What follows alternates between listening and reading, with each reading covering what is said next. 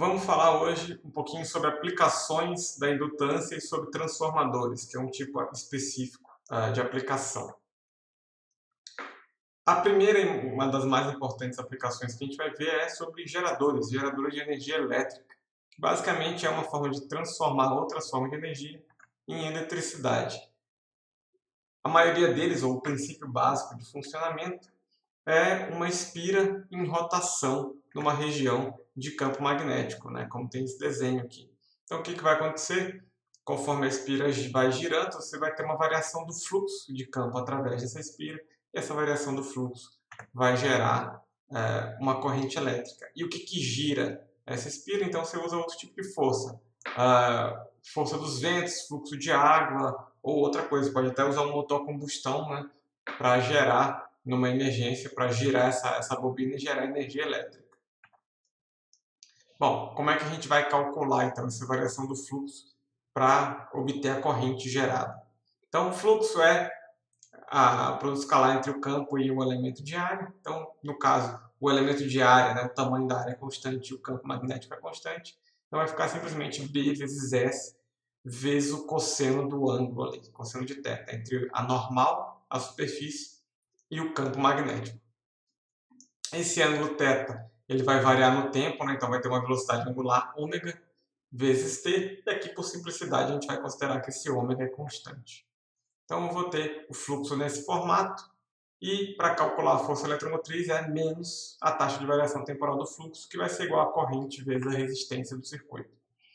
A força eletromotriz então vai ser essa derivada, que vai dar ômega vezes B vezes a área seno de ômega t, e aí a corrente fica desse jeito aí.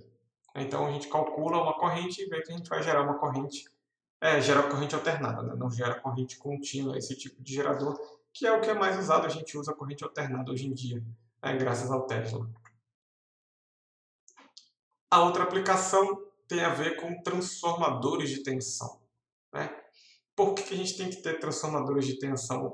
É uma das vantagens de corrente alternada também, né? Corrente alternada permite eu transformar essa tensão de forma mais simples. Para transmitir energia pelos cabos, lá da hidrelétrica ou da geradora de energia até a nossa casa, é mais conveniente transmitir em alta tensão. Por quê? Porque a energia é proporcional à tensão vezes a corrente. Se a tensão é muito alta, eu posso transmitir com uma corrente bem baixinha. E aí a energia dissipada na resistência dos fios condutores que trazem a corrente até a nossa casa, né, R vezes I ao quadrado, se eu abaixo a corrente, eu diminuo a perda de energia na transmissão. Então, eu transmito energia em alta tensão, só que essa tensão alta é perigoso, né, das pessoas usarem na casa. Né? Se ela se conectar na tensão e a corrente for fluir através dela, a resistência pode não ser alta o suficiente, e aí eu vou ter uma corrente alta que, né, frita a pessoa.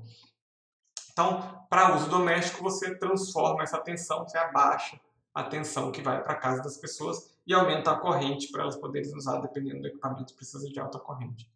Então, basicamente usa uma bobina ou um indutor, né? A gente tem aqui uma coisa básica, ou o símbolo dele em circuito, você usa geralmente o símbolozinho, né? Tipo uma molinha, né? Um fio enrolado. Como é que funciona isso? Né? Como é que funciona um transformador de tensão, ou só transformador, como a gente fala hoje em dia?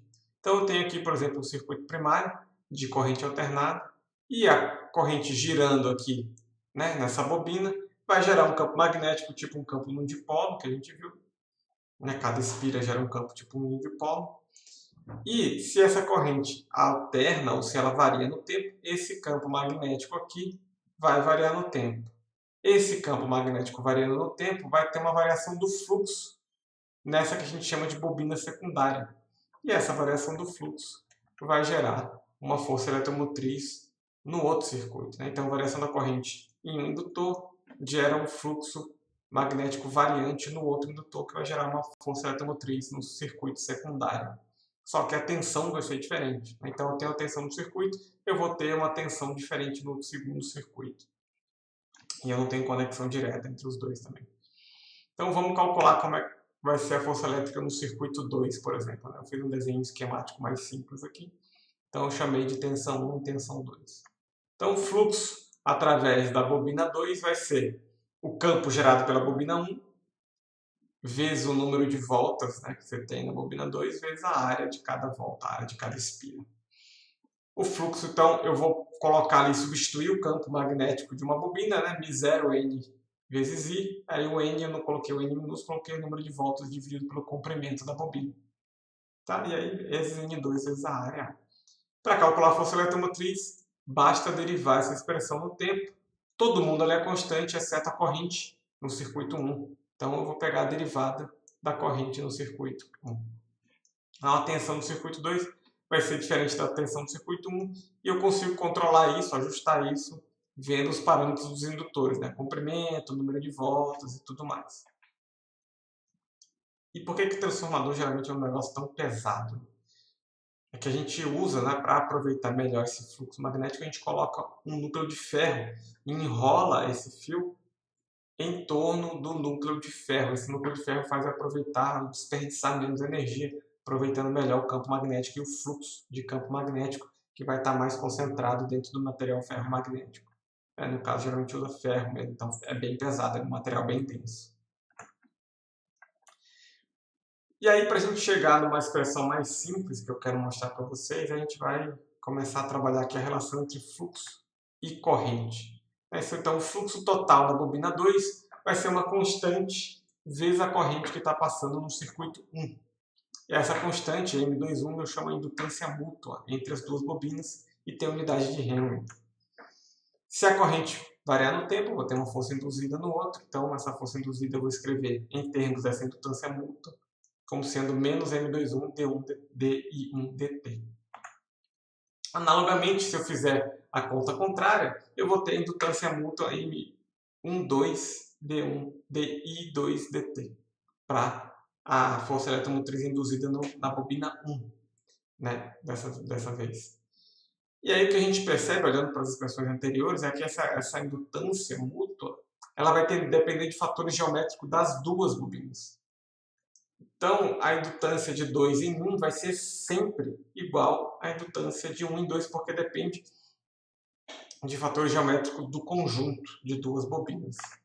Então, eu posso escrever essa indutância mútua, sem índice agora 2, 1, 1, 2, simplesmente como sendo o fluxo total, número de voltas vezes o fluxo em cada volta, dividido pela corrente e 2. Então, fluxo total na bobina 1 dividido pela corrente 2, ou fluxo total na bobina 2 dividido pela corrente 1. Vai ser a mesma coisa.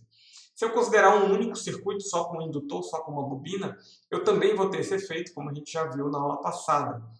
E aí, quando a corrente tentar variar, eu vou variar o fluxo de campo magnético através dessa bobina, que vai gerar uma força eletromotriz contrária, uma tensão contrária.